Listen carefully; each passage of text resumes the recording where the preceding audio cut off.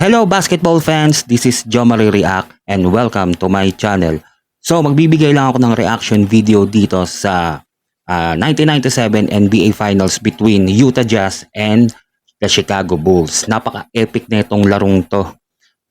Ito yung mga panahon na may sakit si Michael Jordan pero nagawa niya pa rin buhatin yung team niya. Naglaro lang dito si Michael Jordan ng 44 minutes pero kumana siya ng 38 points, 7 rebounds, and 5 assists. So wag na natin patagalin to, umpisa na natin. Utah Jazz against Chicago Bulls, NBA Finals 1997. Umpisa na natin. If he can be effective, the Bulls need more of Michael in the post. Even if he has to back it in, he can get his own shot against anybody or find one for a teammate. And more of this, set that pick for Jordan. It creates...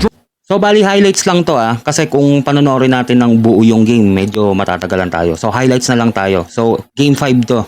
Home court ito ng Utah Jazz. Driving space. Utah has trouble defending pick and roll just like everybody else. And get him on the move where he has a chance to get fouled. No free throw Iba talaga yung float niya for Jordan. And all range there. I just don't think Carl had any idea what the shot clock was. And Jordan trying to slip it and then took it back and Nice. so Michael Jordan, despite visibly shaken by the flu 7. So kung makikita nyo dun sa mata ni Michael Jordan, talagang may sakit talaga siya .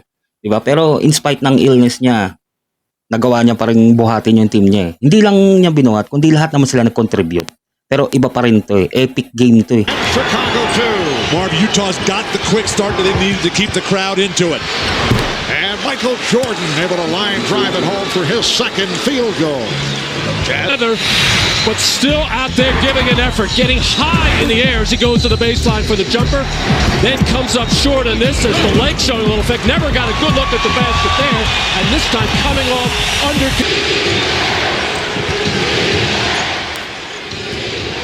Jordan being played by Russell. Harper for three. Yes. Ron Harper. Downtown. It's the Ron Harper, isa rin to sa mga magagaling na player ng mga panahon na to sa Chicago Bulls . Maano rin to napaka-effective player na ito . red hot. Opening quarter, Chicago just 5 to 15. Michael Jordan is back, putting them away. Nice! Chris Mars. Nice move! So Jordan has 6 points, 3 of 6. Michael Jordan coming out, resting the last couple of minutes of that first quarter. Just a little right to left move to easily Galing nung Chris Mars. But then Michael Jordan has had to carry so much of the load as Hornacek back to Nice back. steal. Horrible turnovers for Utah. And Jordan puts moves on Hornacek. Kahit si Jeff Hornacek walang magawa . And Pippen able to glide in for the rebound. Ayun low post. Nice pass! Jordan finding Longley. And the Jazz now leading by just Let's play basketball. Evans came. May sakit pa siya niyan. Dan Crawford because Stockton and Harper were pushing on the lineup. Nice crossover. To the crossover. Yes. Not bad for a guy playing with a 13-2 run. Well, there's a theory that if you're hurting some or not feeling Ito yung kinagandaan kay Michael Jordan . Hindi siya ganun ka shaky yung move niya. Napakasimple lang . Pero kung makikita niyo napaka-effective . Diba? Hindi tulad ngayon na ang daming mga galaw tapos titira sablay. Pero Jordan iba . Iba talaga. particularly well, then it heightens your awareness and concentration. You take a little more effort with the In the second quarter, it's down a 3-point Jazz lead. And Steal. by Jordan. Putting behind the back on Russell. He turned it around and fed it to Pippen. Nice follow-up. By Jordan. What a play by Michael Jordan. John Stockton out of control, passing on the move right into the hands of Michael Jordan with Scottie Pippen filling the lane for the nice finish, and Jordan not taking anything. Ang lupit talaga. Stockton in all kinds of trouble, tries the Dennis Rodman flop, doesn't get the whistle there. Oh! Napareact na lang ng hindi maganda si Jerry Sloan . Yan yung coach dati ng ng Utah Jazz. Sa mga hindi sa mga sa mga hindi na nakaabot sa larong ito yung sa mga pinanganak na ng mga 2000s or 2000 siya ang dating coach ng Utah Jazz, si Jerry Sloan. Gray. All right, thanks, Ahmad. Well, I'm told by the Jazz players that Jerry Sloan really threw a tirade at halftime, screaming. Jerry Sloan. Happy that they were up 16 and then lost the lead. Said we'd need more defense, transition, keep them off the boards. Ostertag was great. Karl Malone's got the 3 fouls. Has to play very Oh, yan yung mga epic na galaw ni Michael Jordan eh.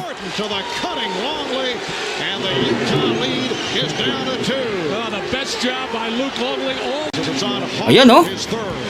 Karl Malone coming to double team. Ang ganda nung cut ni Luke Longley, grabe. Job of getting in the way of Greg Foster to enable. And then mistimed by Ostertag, looking for the tip.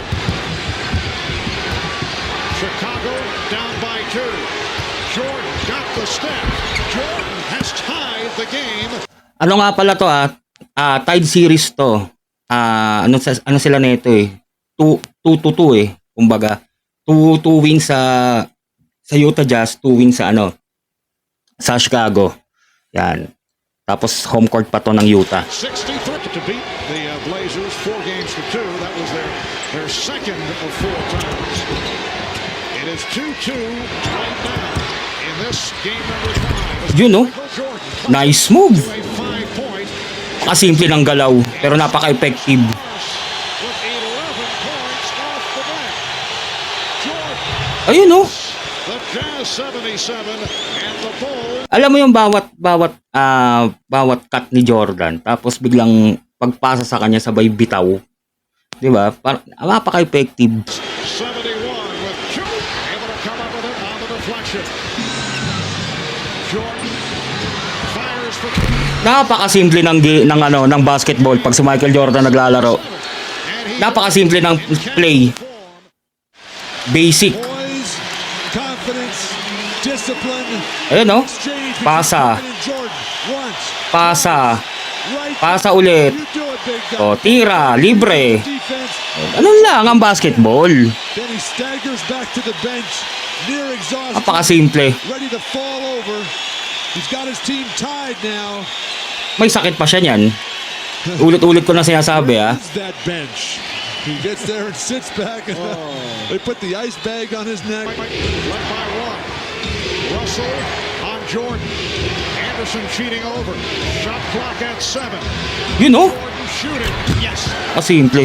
Chicago 79 and Utah 77. But wants to really drive, but not a good enough spacing by the rest of the Chicago Bulls. But Sabi nga naman nila, kung hindi mo kayang saksakan sa loob, tirahan mo na lang sa labas. Kung may tira ka rin sa labas, di ba? Ba't mo papahirapan yung sarili mo sa basketball? just that little shake was able to get Brian Russell on his heels. Michael just laid. NBA Finals game was Game 4 of the 93 Final Series against the Phoenix Suns.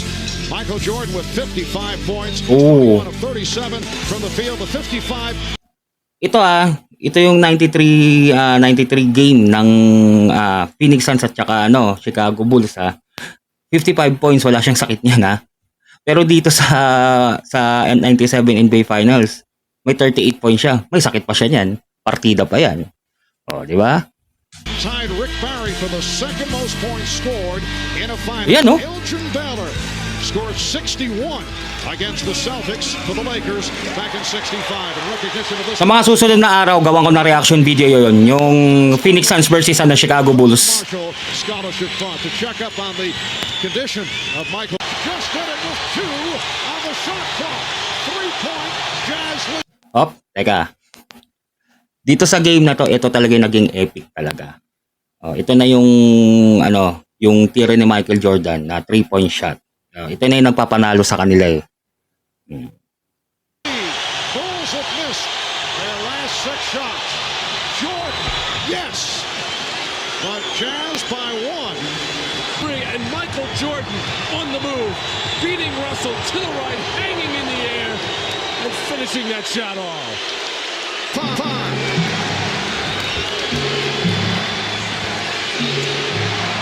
Ito na yun, 25 seconds. Pippen backing Hornacek. Here's Jordan. Yes. Michael Jordan. Last 25 seconds. That's hard to believe that you can lose track of time and score as Karl Malone did there, right next to Pippen. He does have 5 fouls. No excuse. Should have committed one there.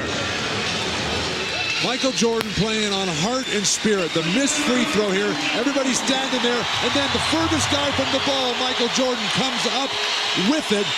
And then he backs it out. They post up Scotty. And then for no reason, Sa larong na ito, alam ko foul trouble na si ano dito si Scottie Pippen Parang isang foul na lang gagraduate na dito si Scottie nung mga panahon na ito they double team Scotty down low and leaving Michael Jordan.